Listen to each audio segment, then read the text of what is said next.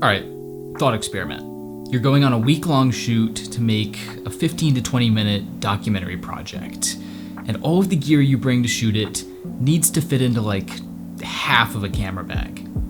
What do you bring? My name's Aidin Robbins. I'm a filmmaker. I do videos here on Adorama TV, and a couple months ago I did a project where I had to answer that exact question. It was a documentary about mountaineering in the Alps. So we were doing long overnight hikes high up in the mountains, shooting on glaciers, and carrying a lot of extra gear for mountaineering and hiking. So I really had to slim down the gear that I was using to actually shoot the project. Previously, we did kind of a behind the scenes video looking at the writing, shooting, and editing that went into the project.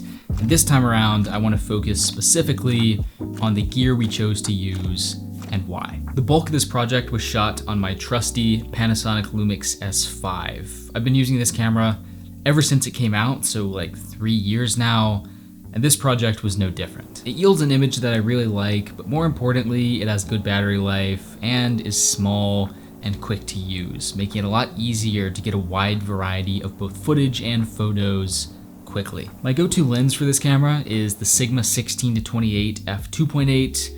It's about as good as like a 16-35, but it's half the size and also about half the price. Typically, I'm shooting a whole lot of 16 and not very much 28. I really like that wide angle, ultra wide style for placing a tiny subject in a massive landscape. The only problem is the f2.8 aperture. So I also carried this Sigma 20mm f1.4 pretty much just for low light shooting. I really don't use this lens enough, and every time I do, I'm reminded of how interesting and unique of a look it has.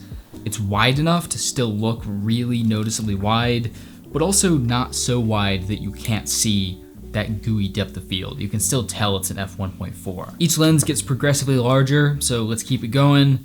Lumix 70-200 f2.8. Huge. On our longest, toughest overnight, I left this behind to save on weight because it's so huge.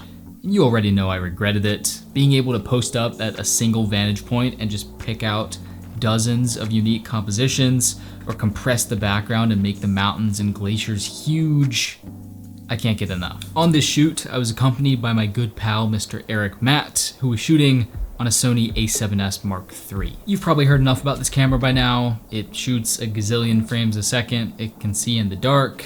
At one point, we were out shooting before sunrise. It was completely dark, and Eric remarked about the beautiful landscape behind me.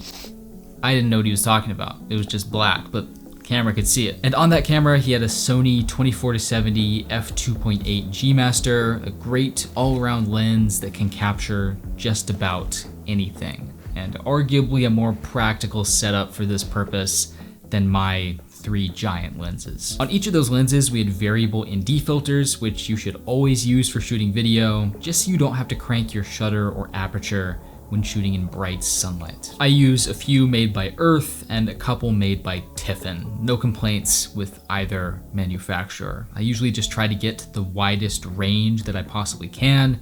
So these are ND 2 to 400s. Each of our cameras had a Rode VideoMic Pro Plus on top of it, which we used to capture kind of on the fly speaking audio, as well as a sit down interview and just general ambient sound. Great option for capturing good quality audio without having to slow down our movement to do so. Drone footage features in just about every single video I make. It's a great way to show off a vast, beautiful landscape and to get a lot of really cool footage really quickly. In this case, drone footage also allowed us to get footage that we wouldn't have been able to capture any other way, like shooting unstable sections of glaciers that we wouldn't be able to safely walk over to, or showing exactly how far this glacier has retreated. I've used this little DJI Air 2S for a couple of years now. It's pretty bashed up. There's several spots where you can literally see like into the wiring on the inside, but it's still kicking. It's definitely not the flashiest, most fully featured drone on the market anymore, but it does the trick. I'll probably end up replacing it pretty soon, but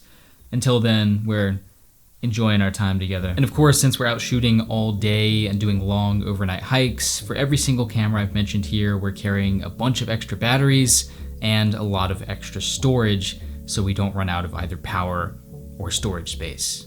that wouldn't be great. I also carried this little Godox light panel, kind of the bare minimum lighting option, but astronomically better than nothing. We used this a couple times for adding just a little pop of light and color, like we shot this Blue Hour sequence, and used this in just about every single shot as a tiny little accent light, just to make it orange and contrast that blue ambience. And finally, I hauled all of that gear around in a Moment mountain light bag. It's a backpacking bag, so it weighs nothing, it's durable and watertight, and it's way more comfortable than a typical backpack, but it also has a camera insert, which makes it way easier to access my camera and lenses without having to dig through everything else. And of course, as with any outdoorsy project like this, half of my bag is filled with stuff that has nothing to do with shooting a video: crampons, an ice axe, a harness, a helmet, food, lots of extra clothes, the list goes on. Probably the most noteworthy piece of gear that I left behind for this entire project is a tripod.